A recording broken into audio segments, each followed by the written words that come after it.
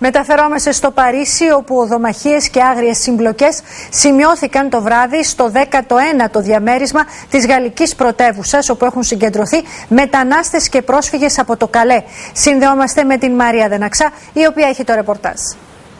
Συγκεκριμένα όλα αυτά, Μάρα, στην περιοχή Στάλιγκραντ του Παρισιού, με ρόπαλα, μαχαίρια και καδρόνια, πρόσφυγες και μετανάστες που έχουν χωριστεί σε ομάδες ανάλογα με την εθνικότητά τους. Για άγνωστο ακόμη λόγο άρχισαν να συγκρούονται μεταξύ τους, ενώ επιτέθηκαν σε πολίτες αλλά και δημοσιογράφους που βρέθηκαν στην περιοχή χθες το βράδυ για να καλύψουν διαδήλωση αλληλεγγύης που είχε προγραμματοποιηθεί νωρίτερα.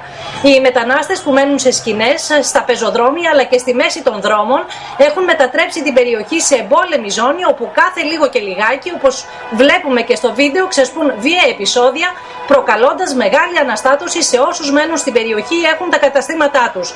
Τα επεισόδια έληξαν λίγο πριν τις 6 το πρωί τοπική ώρα, όταν οι ομάδες που συγκρούστηκαν επέστρεψαν στους πρόχειρους καταβλισμούς τους, οι οποίοι έγιναν ακόμη μεγαλύτεροι μετά την διάλυση της ζούγκλας του Καλέ.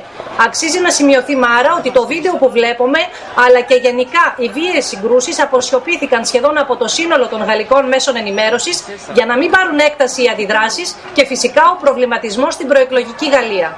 Εντυπωσιακό, ειδικά αυτό το τελευταίο που μας είπες, Μαρία, να σε ευχαριστήσω.